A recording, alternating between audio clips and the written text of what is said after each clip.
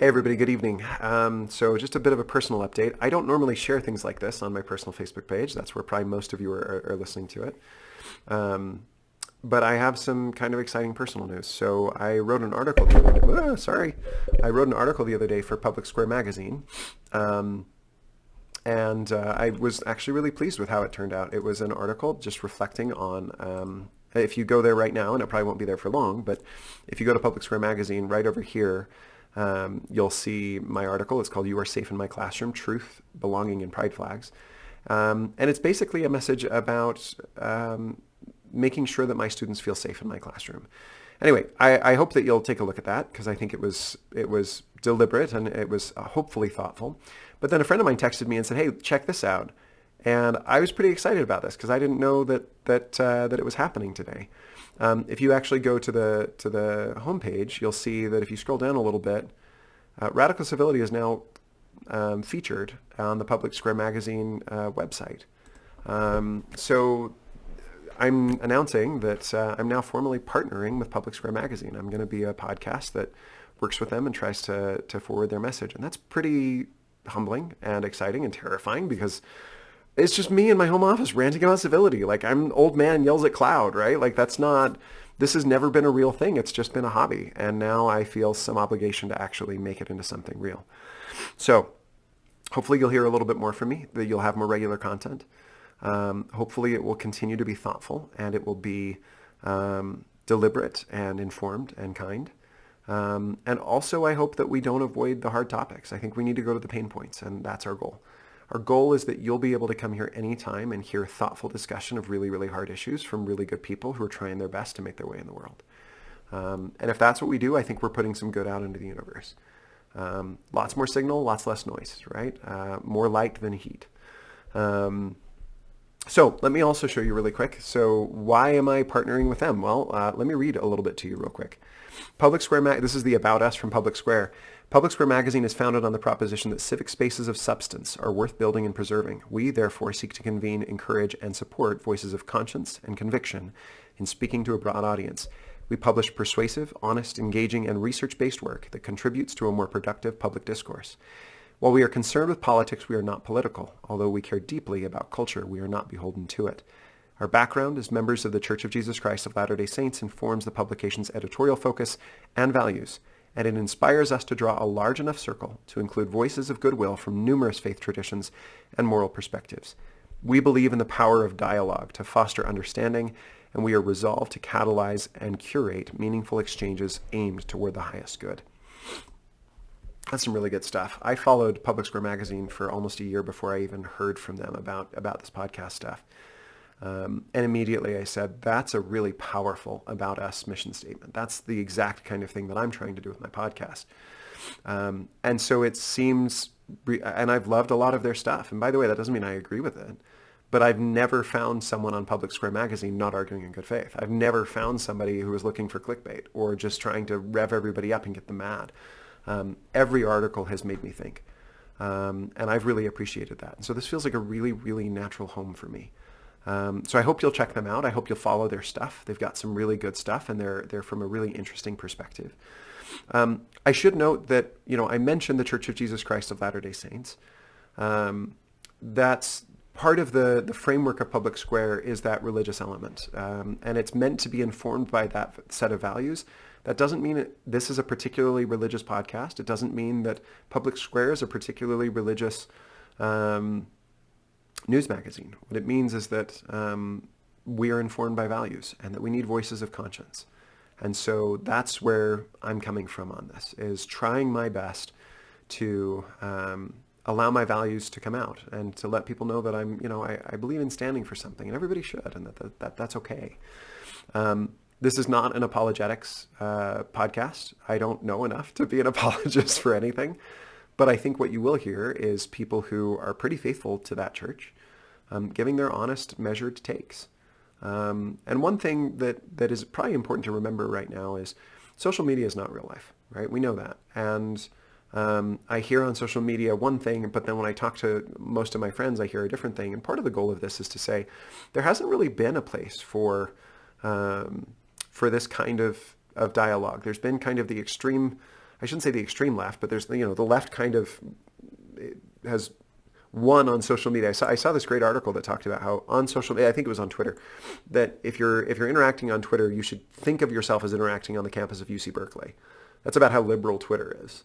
And that's crazy. And it actually makes the right wing even more crazy, right? The tribal pressure really tends to make things extreme. And so part of my goal with this is to say, hey, there are moderate voices. There are good people that are just trying their best to make their way in the world.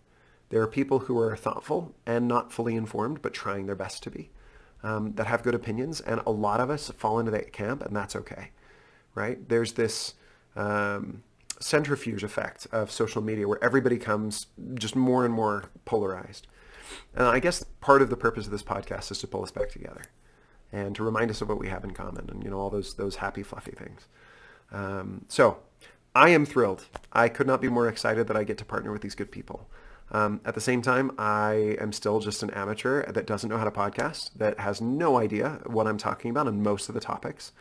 But I think I talk about this a lot. I've talked about it a lot recently, something that I call the Paradox of Civility. The Paradox of Civility goes like this. You go on Twitter, and it's such a nasty place that all of the people with a heart or a brain run away. And they go, I don't want this in my life. It's really depressing, and it's not fun, and people are nasty, and so I'm good. I'm just going to move on. But then what happens to Twitter? Right? It gets worse and worse and worse and worse. And my students are on Twitter, and my kids will be on Twitter someday. And I feel an obligation to not be that person who's leaving the conversation alone. I also don't feel any obligation to try and change it all myself. I just have an obligation to use my voice in the best way I know how. And so as I look at the risk, and there are some risks to this, right? Not just in time, but also it's a matter of time before I say something legitimately stupid. I try hard not to, but that's, it protects you a little bit, but you're still going to be stupid sometimes. The other risk is I don't want to get fired, right? I don't want to say something stupid. And the reality is that these days, even if you are thoughtful, social media will become judge, jury, and executioner well before they've actually just, they don't actually care sometimes about the outcome. They just want to make sure that vengeance is served. And so there are some risks to this. And at the same time, I want to make sure that it's clear that it's time for good and decent people to just say good and decent things. You look like a genius, right? When people are extreme and just angry and frustrated and you just say normal stuff, you just stand there and stand beside you. You're like, yeah, here's something normal, and you look really good. I think a little bit more of that is called for. I think right now the edgiest thing you can do is to not be edgy, right? The nonconformist thing to do is actually to just be like, hey, I'm just a normal person. I'm trying and I'm going to make mistakes, but most people are just normal people trying to make their way in the world. And so that's kind of the goal of this podcast, is to be kind and thoughtful and informed and argue in good faith. Let me give you another way to put this. I took a doctoral class recently that was really good and hard and challenged me in a lot of ways. But there was a quote in one of the readings that has stuck with me. It's a dialogue between Confucius and somebody else, and the somebody else says, what do you think if all the people in town like someone? To which Confucius responds, oh, that's not good. And he says, well, what if they all hate you? Oh, well, that's also not too good. And then Confucius ends with this: it is best if the good people in town like you and the evil ones hate you. Now, there's a book that I love, I use with my students, called Things That Great Teachers Do Differently. And it was originally 14 things that great teachers do differently, and then it was 19 things, and I think it's up to 21, and they're all just really good. But one of them in there is, think about how the best will respond. Don't plan your class around the kid who is angry or frustrated or behind. Plan your class around, okay, if I was a really, really good student, how would I respond to this? And I found that to be powerful. It can be oversimplified and overused, so it's not the only lens. But I think there's something really to be said for this. And I think it makes a lot of sense to me. And so I think that's part of the goal here. And the problem with this is sanctimony, right? I don't think that I'm a perfect person. I don't know that I'm even a good person. But I think the conversation of, okay, but what would a good person try to do on this really complicated topic, is one worth having. The other day, a friend of mine said something really powerful. He said, I have not always been perfect with civility, but I do think it is the right course of action. I think the messenger doesn't have to be perfect for the message to still be good.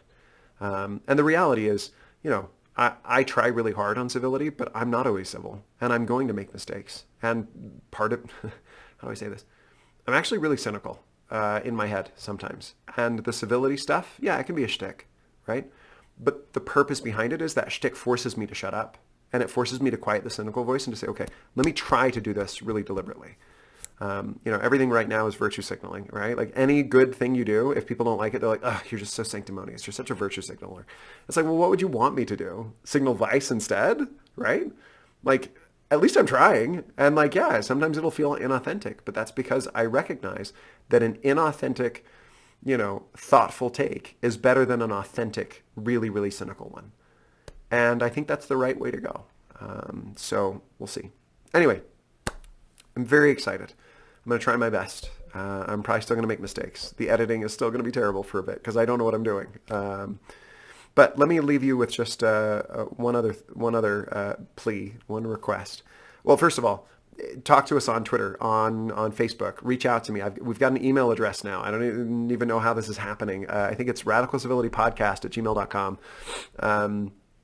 We'll try and get an even better one at some point. But dialogue with us. Talk to us. I think we might even try TikTok, which is really scary because that's a hip thing to do, and I am not hip at all. But it seems like an easy way to communicate with people quickly. People love 30-second sound bites, even more than hour and a half long podcast episodes. So my last plea, and this is one that I don't really know how to talk about well, so you'll forgive me if this is a little awkward. This started as a passion project. I had some equipment because I had narrated a book before and it was super fun. And I was like, I should use that. I need a side hustle. I need something else to keep me interested. I thrive on variety. I need a lot of different things going on. And so I started podcasting. It was just me in my office, just ranting and kind of sharing with friends. And I always like to joke that it was, 5 listeners, 3 of whom were my mother. And she laughed at that joke. Don't worry. She's not offended. But it's grown really fast. And we're not super huge or anything, but like people are randomly finding us now and they're sharing us and they're talking about what the work we're doing. And it's pretty exciting. It's now to the point if I want to generate content, I need a producer. And so I've hired a friend of ours to help me out and we're currently paying him out of pocket. And we're doing okay, but that's not sustainable in the long term. And so I've started a Patreon account and this is the gauche part.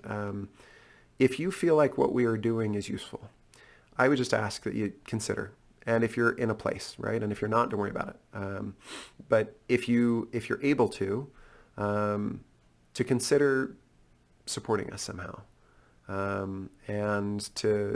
It's a vote of confidence for us, but it also means that I can pay my producer. After the next few weeks, after, we've budgeted a little bit, but after that we can still sustain this.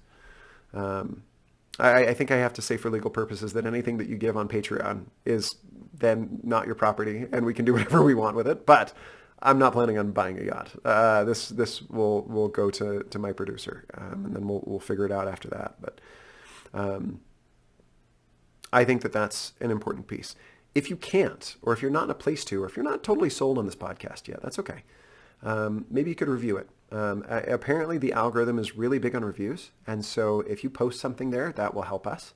It generates traffic. And so if you want to take 30 seconds to, to 5 minutes to post a quick review, I would appreciate it. It'll help more people find the podcast and it means that we'll be able to succeed a little bit better.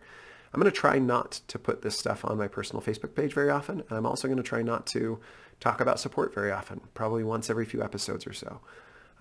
But it is the way that you can support us, and I hope you know that. So, anyway, I am thrilled, absolutely thrilled at this prospect and this possibility. Thank you all for your support. Thank you for being my 5 listeners, and thank you for doing the best you can to be what Confucius called the best ones in the village. I hope.